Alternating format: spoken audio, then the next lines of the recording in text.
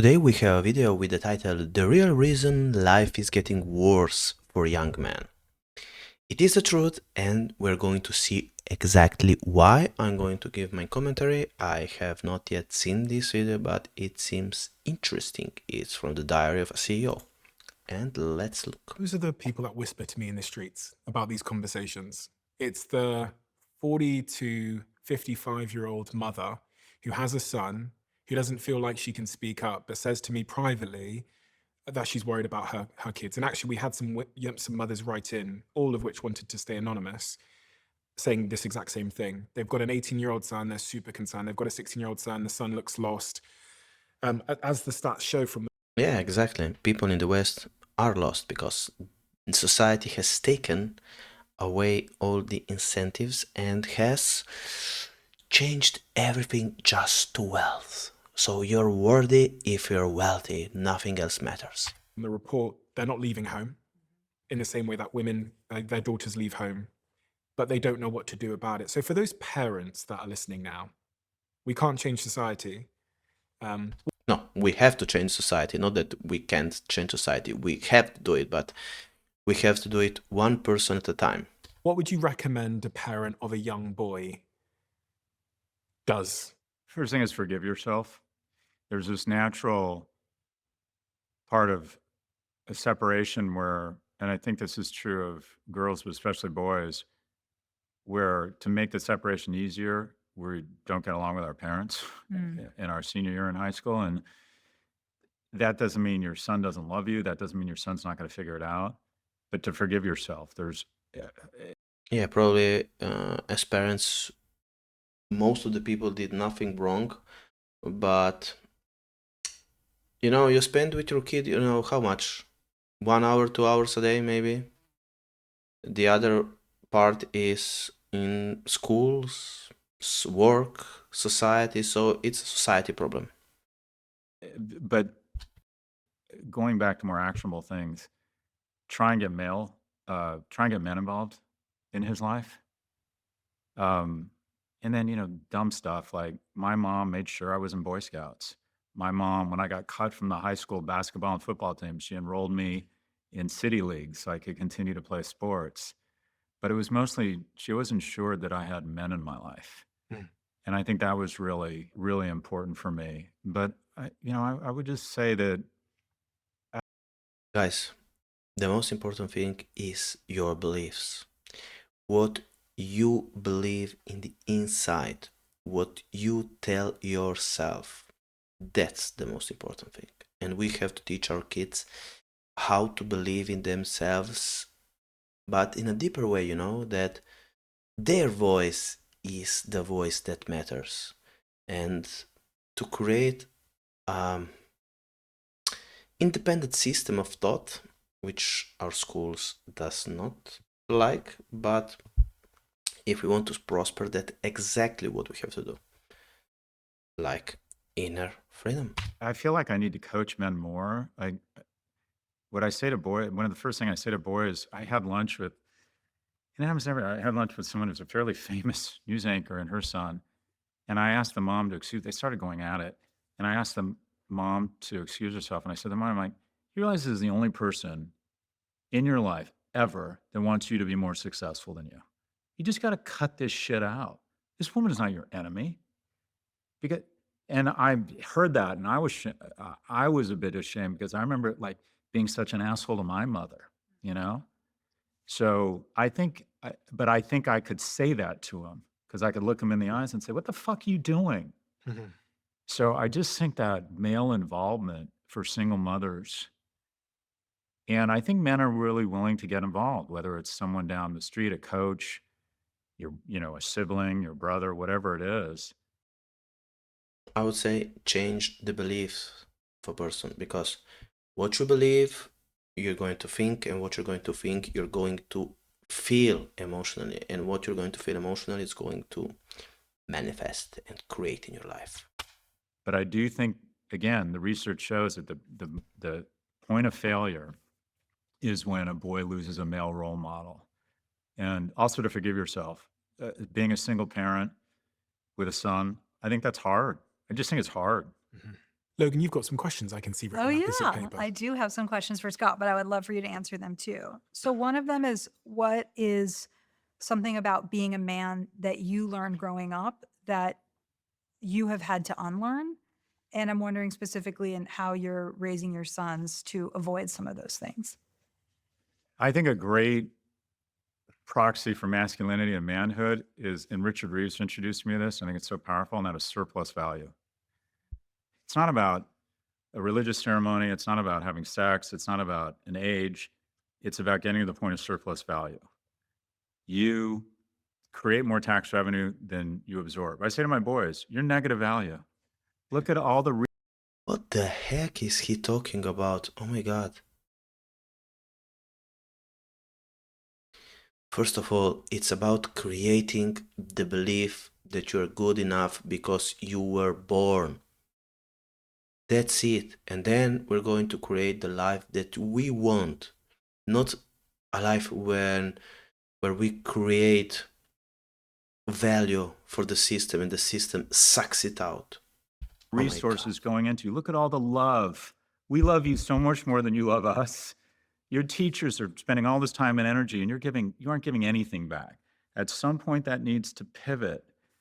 So, creating more tax revenue, noticing people's life, registering more complaints from other people than you are complaining, protecting people, adding surplus value. So, these notions.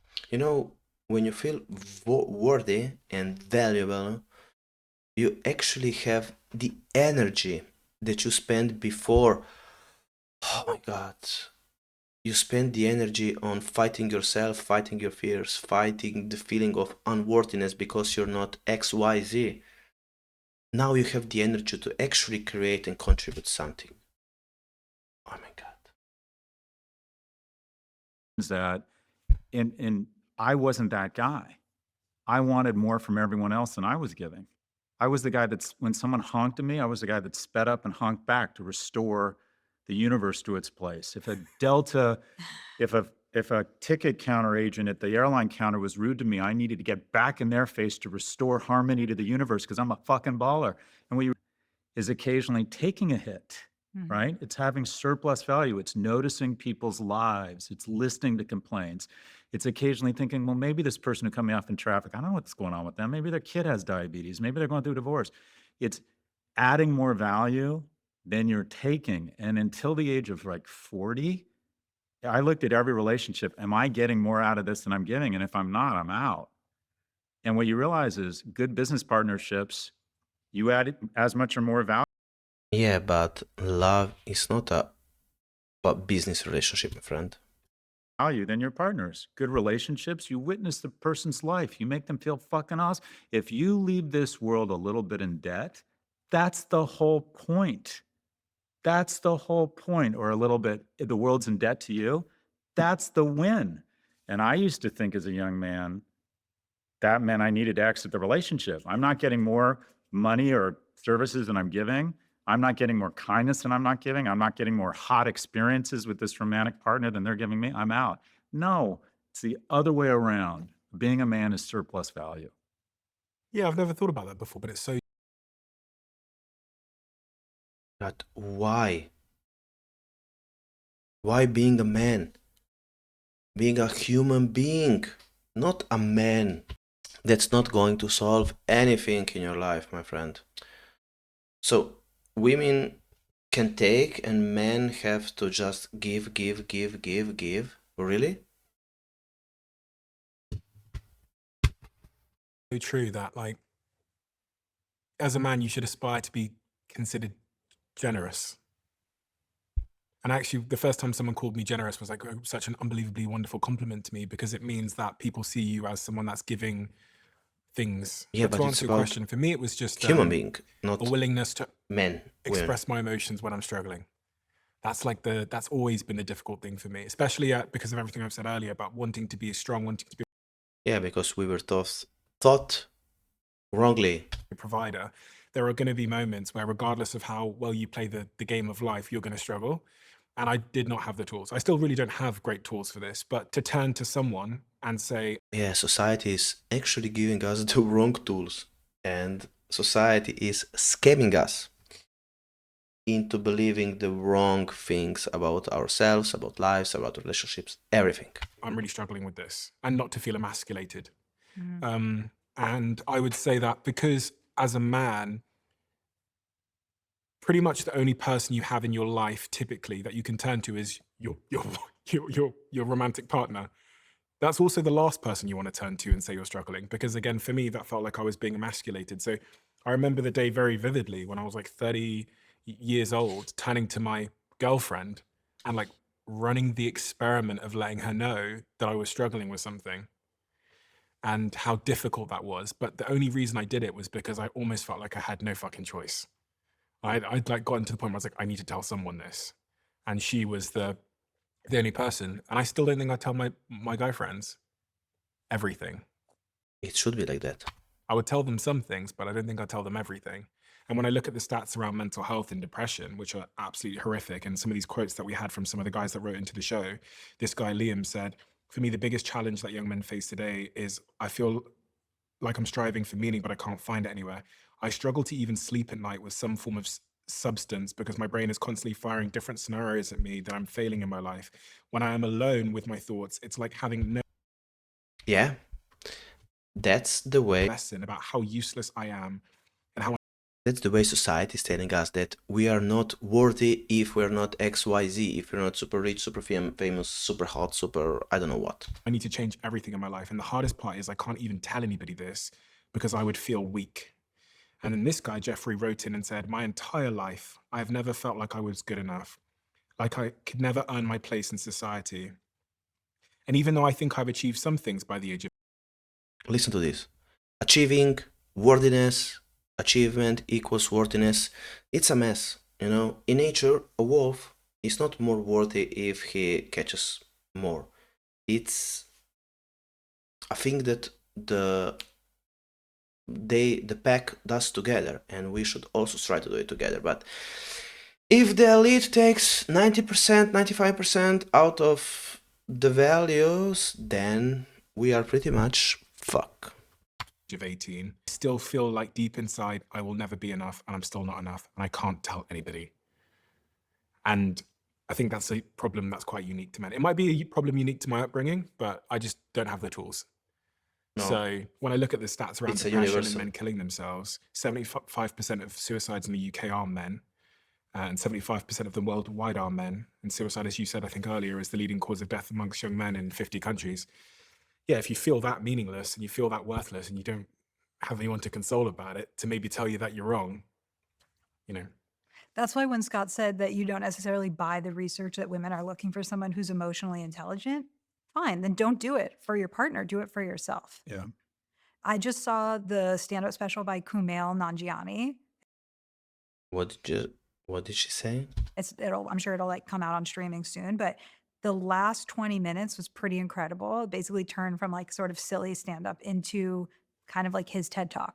So he told this amazing story about how one day he was speaking to the press and he said, I started to go to therapy when there were a bunch of bad reviews about my movie because I realized so much of my identity was tied up in external factors. And this turned into headlines around the world that said bad reviews land Kumail Nanjiani in therapy. And he was really frustrated by this. So in the stand-up special, he took the 5 most popular things that people said criticizing him, and he broke down each one. So for example, one of them was, oh, boo-hoo, poor, super rich movie star feels sad about bad reviews. We should all feel sad for him. And he's like, no, you don't have to feel sad for me, but I can feel sad for me. And he went through all these things and he talked about his therapy journey and how before therapy, he thought, I just don't experience negative emotions. I don't experience sadness. And through therapy, he understood, oh, I experience sadness all the time, but I don't allow myself to feel it. So it just comes out as anger. So he told a story about talking to his dad on the phone. His dad had just been in a car accident, but was fine. And then he helped his dad through that experience. And then a few hours later, he's like, where the fuck is my Ninja Turtle t-shirt? And it's like, he needed therapy to explain to him, he's not upset about the t-shirt, he's upset about his dad. But I think that the fact that he, in his 40s or however old he is, had to learn that, it makes me feel like everyone needs to learn that. As I said, the things that we need, we are not learning it. We are learning photosynthesis, but we're not learning about ourselves. If it's not for a romantic partner, then it's for yourself, because life sucks if you can't cry, you can't express emotions, you don't have people to talk to. And so forget about attracting a mate, just not killing yourself, just being a happier person. I think we just need more room for men to express emotions. The first time I went to a therapist was when I was about 30, 31. And I put it off for so fucking long for this reason, because every part of it made me feel like emasculated. And as a man, you're like, I know I can deal with everything myself and I've got this. Like I said, when the bus comes, I put my hand in front of my girlfriend. I'm always the protector. So when you find yourself in a position like these men who've written into the show, where you feel meaningless or you feel hopeless or there's some other challenge in your life, you think it's your job to fix. Well, I thought it was like my job to fix. And also, like, maybe because I've been a CEO since the age of 18, I'm always like holding fort for everybody. So you learn to like keep a fucking straight face. Right. The business is on fire. We have no money to pay 170 people's wages, and it's Friday, and they're expecting, like, you learn this skill of like numbness, and that doesn't serve you when you're trying to resolve something. And this is why I think porn, gambling addiction become the avenue, because there's not another avenue to sort of take pressure off the pressure valve. So yeah, it's difficult. It's difficult. The email you just read from that young man, I've stopped, and it sounds crass. I can't handle the emails I get anymore. Wow. I'm getting so many emails from young men who are just, I mean, you read an email like that and you just like, it's devastating, like having. And the simple solution would just be to turn on the outside, on the inside. Sorry for the mosquitoes. It's a season for them, so yeah, turning on the inside, not being dependent so much on the outside. That's where we have to look. I haven't gotten over the death of my father. I'm living alone. I've become addicted to I mean, you just hear this shit. Like, I know I have value to add. I just can't figure it out. Or, I mean, there's just so many of these men out there. And I think a lot of it is, I always look to economics. I'm like, we've got to figure out vocational programming. I think we should have national service so people feel a sense of identity and connection and purpose. Some of the No. Start to teach the basic skills in school: health, wealth, and love. lowest levels of young adult depression are in Israel, despite all the existential threats, because they all serve in the IDF for 2 to 3 years. I think we need more freshman seats at colleges. I think we need more third places where people, I think a lot of it comes down to economics and policy programs. I think there's a lot we can do to help young men, but in the US, it's now 77% moving to 80% suicides. It's 4 to 1. If there was any special interest group, you go into a morgue in America and 5 people die by suicide, 4 are men. If that was any other special interest group versus the control group, they'd weigh in with programs. But because of the enormous advantage I registered, and let's be honest, it was enormous. Basically, all prosperity in America, which was unprecedented, was crammed into 30% of the population, basically white males. So we just had staggering advantage.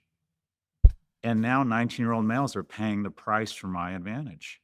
There's really a lack of empathy for them. And what I do think is hopeful is that mothers and women in society now realize that the country and women are not going to continue to flourish if men are flailing. And it finally feels like we're having a real program. The governor of Maryland, Wes Moore, has said that his focus for his administration, this is a governor of a state, a liberal state, is going to be on helping the state's young men. I mean, that took such fucking balls for him to say that. And you know what?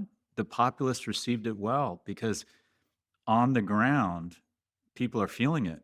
They're really feeling how much young men are struggling. So I'm actually quite hopeful that we've turned a corner in terms of the dialogue. Because when I was in touch, and I wish I had a list of resources, I'm trying to assemble it, talk to all of them. A couple of them, I take the lazy way. I say, here's $500, do BetterHelp online therapy. I'll pay The guys that are saying healthy things. And I feel like if we can fill their ears with the healthy messages of masculinity, we are taking away the space and the attention from. I think it's not so much about masculinity, it's about humanity.